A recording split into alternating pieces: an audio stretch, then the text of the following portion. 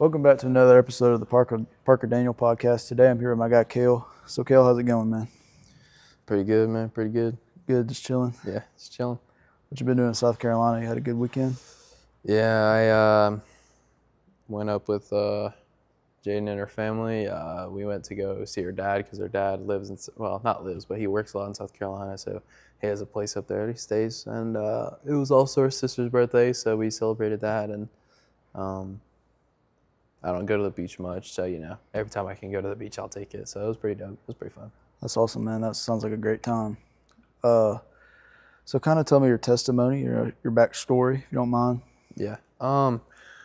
So I was blessed with both parents to be together and also for them to stay together. They're still together today, and for also them to be both Christians and very God-oriented people. So grew up a lot, very much in the church, around the church. Basically everything I did was church. So I got like quote unquote saved when I was like 4, like the whole, you sit there with your parents around the bed and you pray. And I did that when I was 4, I think 4 or 5. And then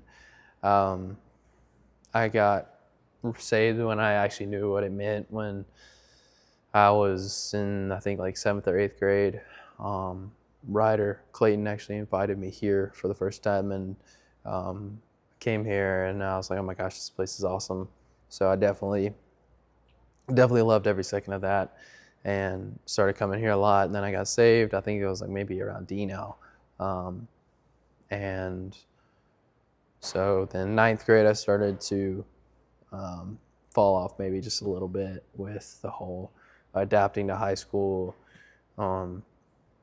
Like just everything that came about high school kind of hit me a little bit, and I started to fall off, stopped reading my Bible as much, stopped caring so much about the whole Christian walk thing. And then I got to like 10th grade, and I was in a relationship with this girl who I really, really liked. And I was starting to put it into my head that this girl would, maybe be like quote unquote the one. That I was starting to put that in my head of like we're gonna last for a very long time, whatever. So then we eventually ended things. She ended it with me because she was like about to go off to college, and she just didn't. She just felt like it was time to for us to be done. So, and me being in 10th grade, I was everything's a little more like serious than it probably should be when you're in 10th grade. So that hit me like a brick. And I think it was April 27th that she broke up with me. And then next couple weeks, I just like was in a complete spiral. Like I developed depression, I developed anxiety, and I was just not who I was before at all. Like I let that relationship completely take over my life. And then when it got stripped away from me, it like ruined me, and I was just not myself anymore. So fast forward like a couple weeks, I think it was like the 2nd or 3rd week of May. It was, I believe it was like a Friday, and both my parents were gone. So it was just me in the house. My sister was somewhere, I think, with my mom. And it was like 3 or 4 in the afternoon, bro. Like it was just like a random Friday. And I had just started to develop these like thoughts, like these almost suicidal thoughts. And I was like, man, like I'm sitting there scrolling on my bed. Like I'm in the dark. Like I just hate everything. And so I'm just like, I'm starting to think to myself, and I'm just like, man, like what's the point of all this anymore? Like I'm not doing anything for baseball anymore because our season's over. We literally won the Metro championship that year for like JV.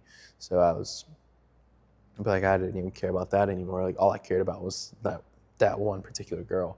So I was like, man, like what's the point of all this anymore? Like why am I even here at this point? Like who would even really care if I was gone? Like all that started creeping in my head, and the devil took that as a foothold. And so then my room is like literally right by my mom's quiet time closet that she goes into when she reads her Bible and she goes to pray and stuff. So, and we have all of our guns that we have in our house, we store them in there. So I went in there and I kind of decided like, man, like I kind of want this to just be over with. So I went in, I grabbed the gun, I took a bullet out, and as I was like getting everything ready and I was trying to get everything situated, I was going to go back into my room, I was going to go sit on my bed, and I was going to shoot myself, and I was going to shoot myself in the head, and then that would be it. And as I'm loading up the bullet, and as I'm about to put the gun to my head, I hear my garage door open, and so I was like, that's weird. That's not supposed to be happening because both my parents are gone because I made sure I checked. So I knew that it wasn't them, so I was like, who the heck is opening my garage door right now? So I literally took the gun out there with me because I thought I was getting robbed. And then I went and I checked my car, everything's fine. I checked all the stuff in the garage, like all the baseball, softball stuff that's like in the corner. I checked everything's there. So at this point, I'm just like, well, what in the world just happened? Like, why is my garage door open? And all this I was thinking in my head, but then I finally said out loud, I was like, man, what is happening? And then I'll never ever forget this. It was just like a little voice, and it wasn't like a loud voice. It was like a very soft and like very soothing voice, and it was just like right by the right side of my ear, and it was literally just 3 words, and all the words, it was me. That was it. And I sat there because for a second, freaked me out for like a quick second, because I was like, oh, who is just talking to me? And then I realized that it was the Lord. And so this feeling, and then the Spirit just allowed this feeling to rush through me, and it was like this feeling of like, it was like a hug from like an absolutely enormous man, and it's like he has like a nice warm blanket and he just wraps it around you, and it's just like this giant hug feeling, but it was just like warm, and I've never experienced anything like that until that moment, and I still haven't after. I doubt I will, but it was the best feeling I've ever felt in my entire life, and I just like fell to my knees. I just started like cry. I just started just like sobbing uncontrollably, and I was like, I kind of had like a come to moment. I was like, man, what am I doing? Like I'm in 10th grade, or I'm going into 11th grade. Like, yeah, that happened and it sucked, sure, but like, man, like, who cares? Like that's such a small part of my life compared to everything else. And the Lord opened that up to me. And so I went back in my room and I put everything away, and I was like, man, I will never get to that point ever again. And so I started reading my Bible, and I was like, man, it's like, Lord, just let me go to something that you want me to see. Like, open something up to me that you want me to read in this moment. So I kind of like closed my eyes like a freaking movie, and I just started like not scrolling, but flipping through the pages of my Bible, and I like stopped whenever I felt like I needed to stop, and I opened it up, and it was Psalm 73, and there was a specific verse in there, Psalm 73:26, and it says, although my flesh and my heart may fail, God is the strength of my portion forever. And when I read that, I could like I almost kind of immediately knew that was going to be like my life verse, and it stuck with me. Like, that's, I guess, quote unquote, my verse that like I will carry with me through the rest of my life.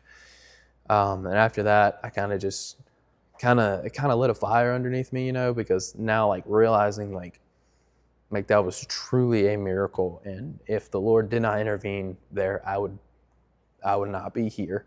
I would probably be in hell right now. Like, I would not be where I'm supposed to go. So, obviously, people in the faith have their ups and downs. It's almost like a roller coaster sometimes, but especially after camp this year, like being able to realize mainly the power of prayer and the power of like community, being all together.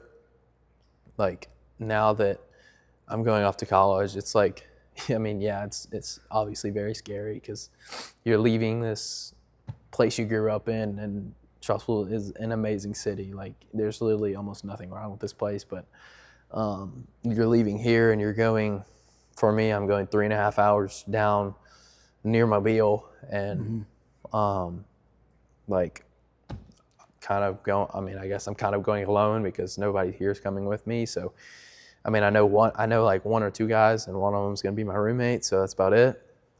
And it's kind of scary because you're shifting into this phase of where you're starting to realize like, oh crap, like your life is never going to be the same. Like, I mean, I'm never going to be in high school again. I'm never going to get a high school schedule after having an amazing summer with my guys. Like, I'm probably never going to see like half of my quote unquote boys ever again.